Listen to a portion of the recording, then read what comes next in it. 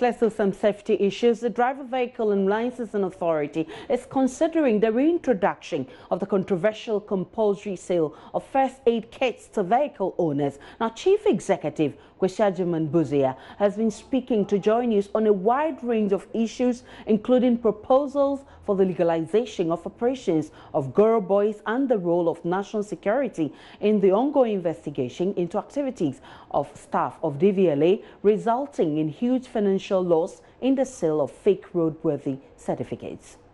Right. When I came into office, I studied the lay of the land, met with the ministry, the minister, with my management, and several things came into play.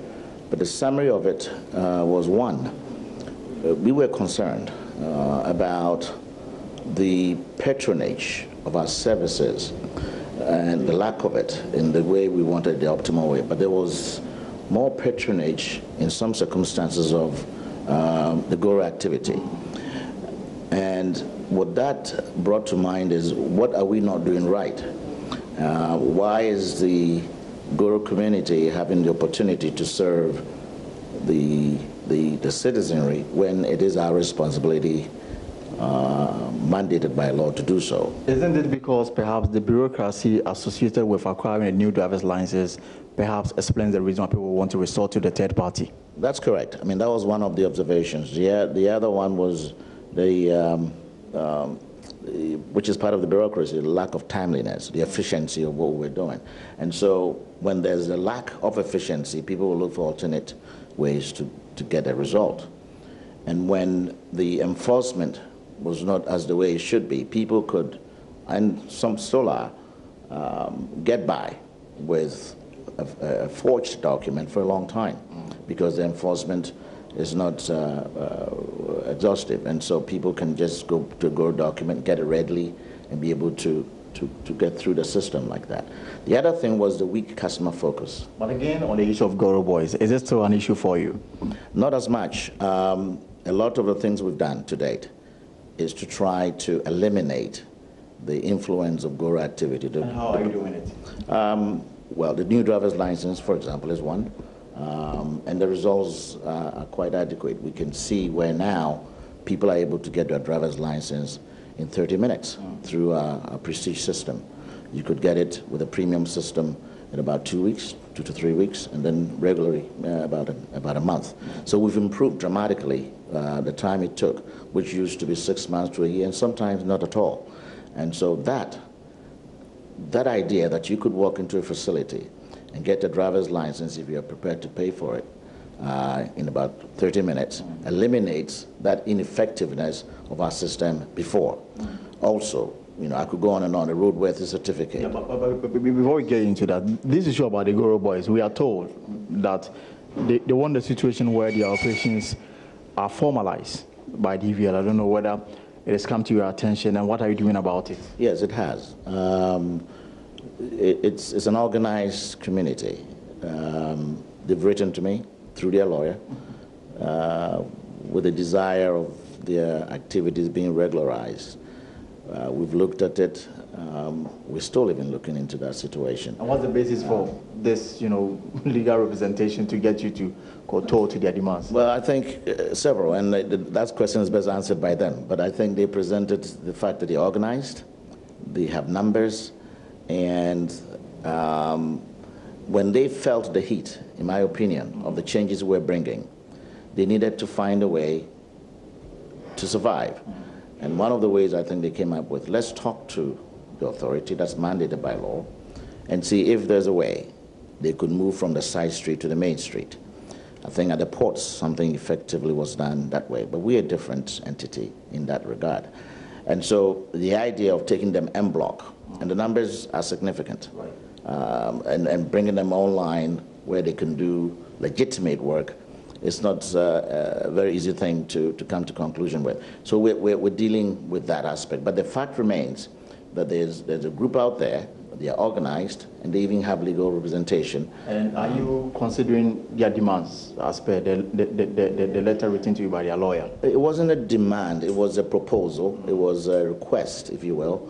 And it almost it looks like we want to work for you now. But there are ways, if you want to work for the authority, that you have to go through, but not to come as an en bloc, especially if you've been doing things that goes against what our mandate is. And so considering may not be the word, we've looked at it. It's employment, but not the main street, and we're looking at it to see how we can work with them, maybe on an individual basis. But it is a subject we are not just disregarding. It merits attention, yes. So maybe at some point in your administration, you may give a definite statement on this particular matter, but for now it is under consideration. Yes, you're exactly right. That's where we are with them right now. Let's deal with the public relations aspect of your work. I mean, people have complained about the fact that they are not given the reception that they need when they come here.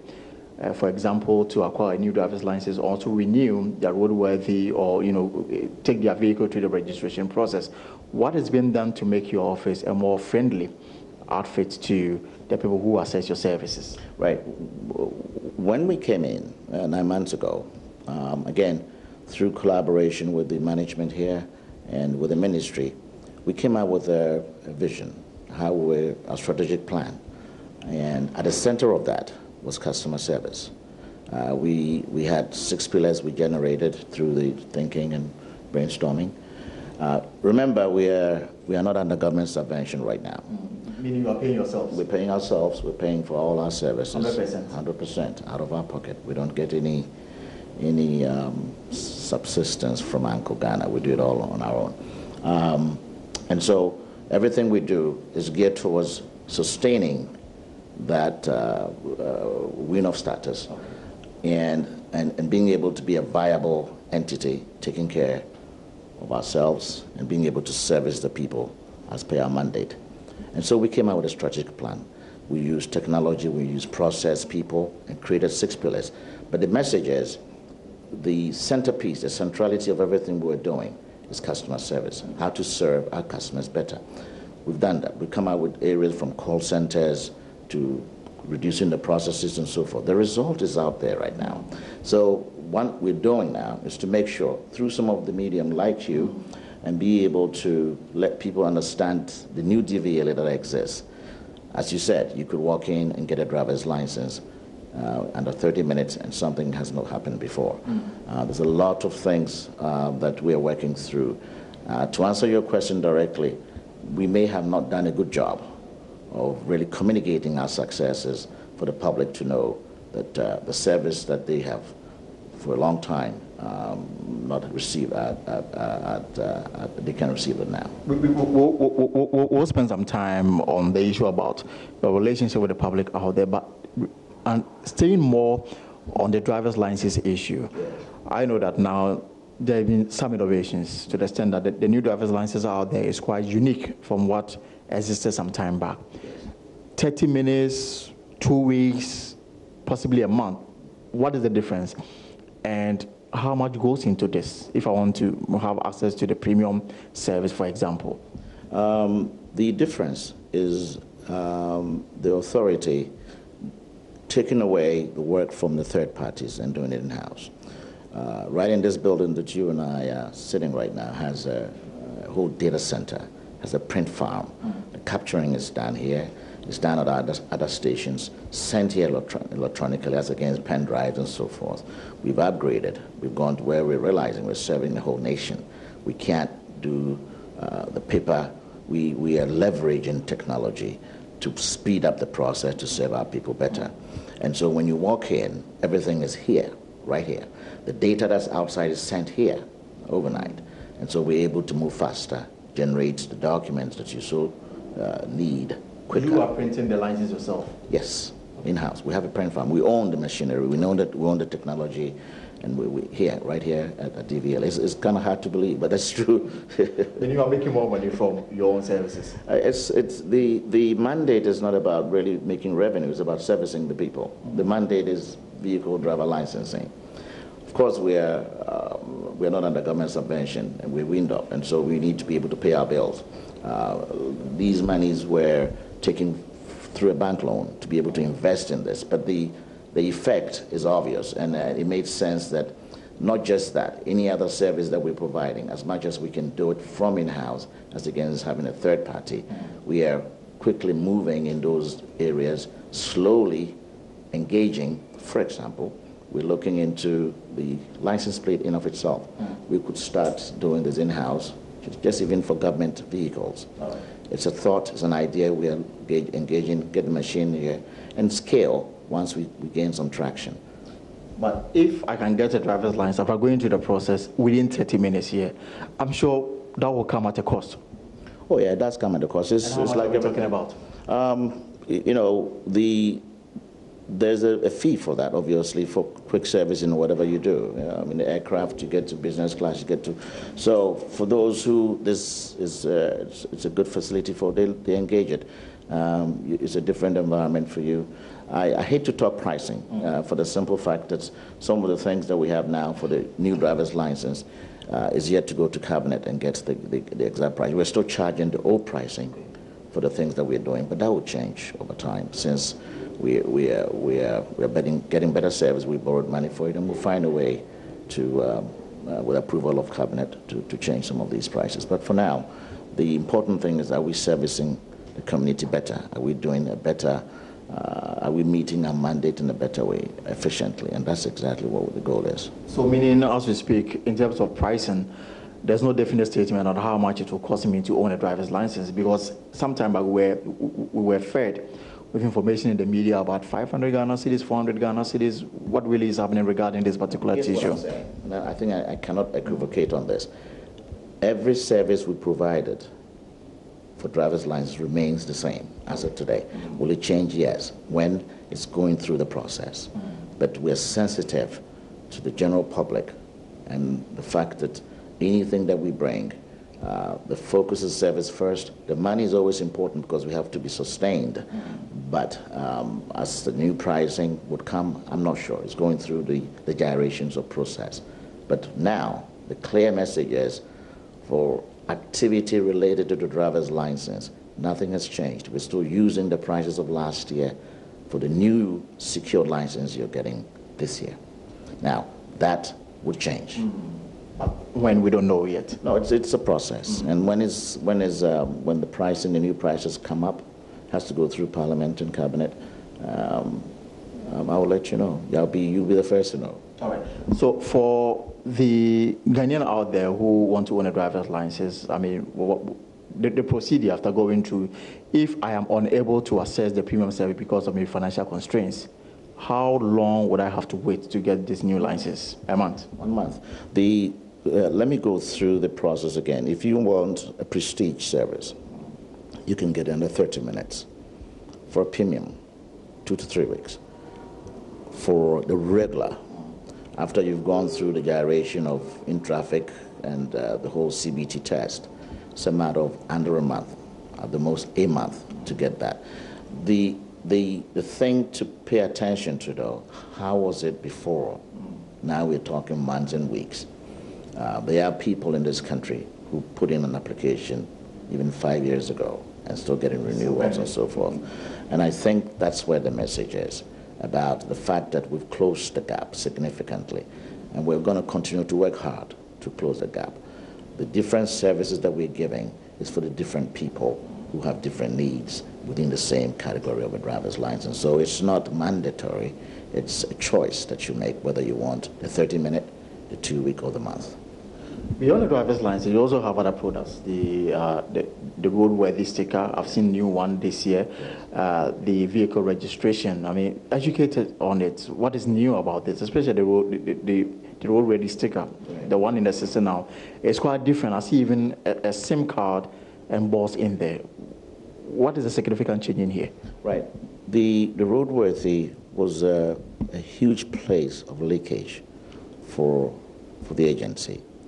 And we had to find a way to come up with a more securitized, more robust, leveraging technology again.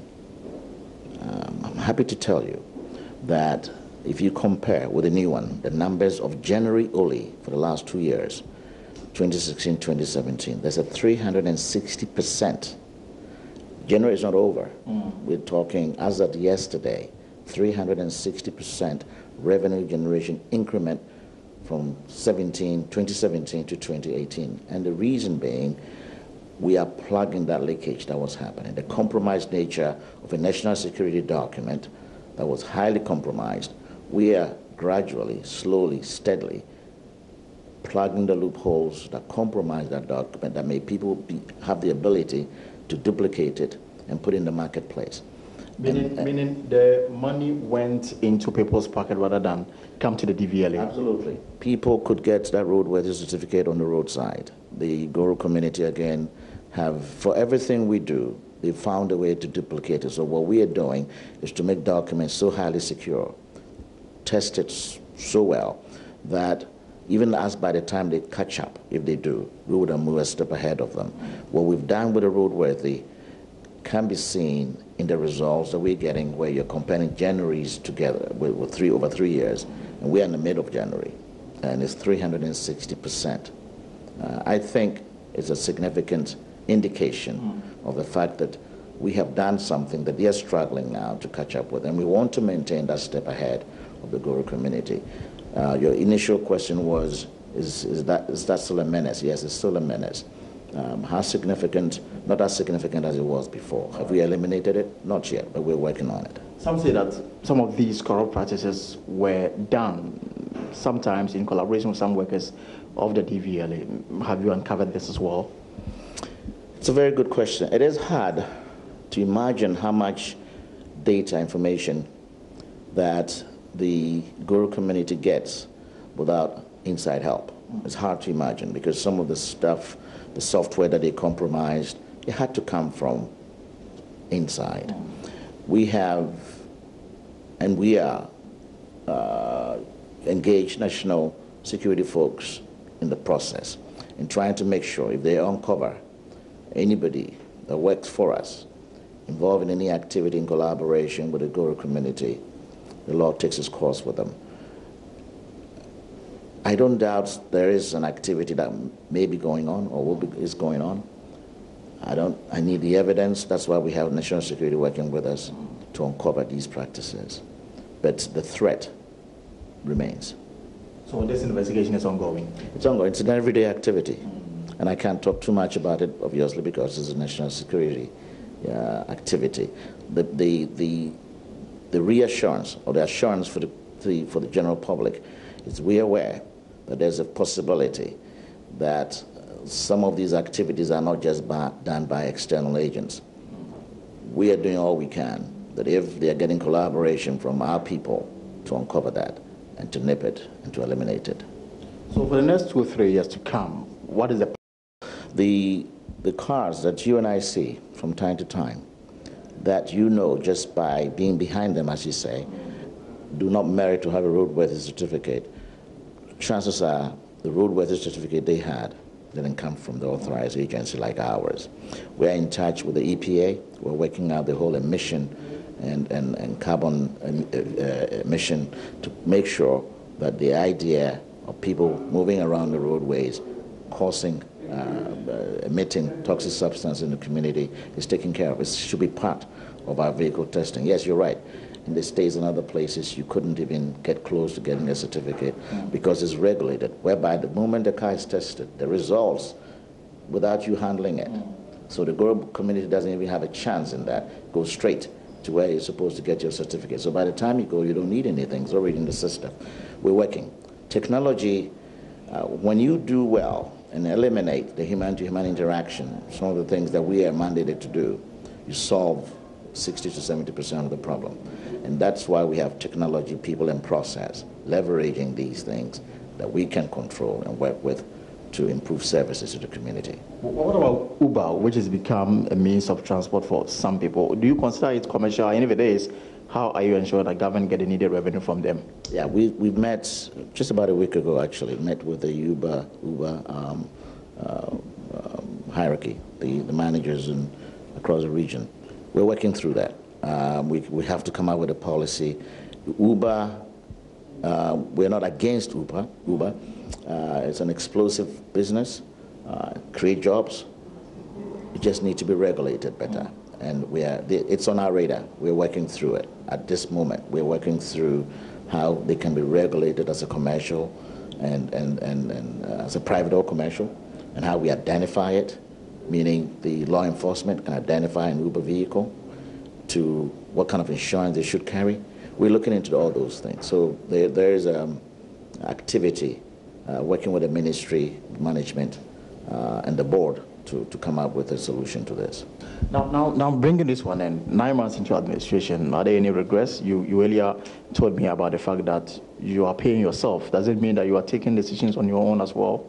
What have been some of the regrets, if any, in this 9 months of administration? Perhaps we can talk about the first aid kit as well. Right, good question. The first aid kit, the concept of it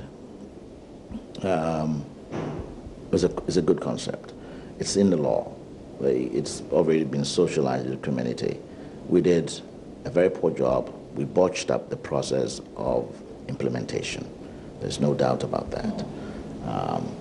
But as you know, as His Excellency is working towards a better, robust ambulance system for the country, the law that has been in the books for a while, has always been there for 5 years or so, was to make sure that vehicles and trailers and so forth had first aid kits. The time lapse between when an unfortunate accident occurs, and the time somebody receives aid, that time sometimes is very critical to get something that would save lives, if you will. So the concept is noble. The regret that you refer to, which is a regret, is that we had an opportunity to implement this, saving lives, which is part of what we are here to do, and we did a poor job in implementing it. So that's a regret, and we're looking at it now with the board. Everything we do goes through the board, and we're collaborating with the ministry. So that wasn't well handled, and we're looking to do a better job at it.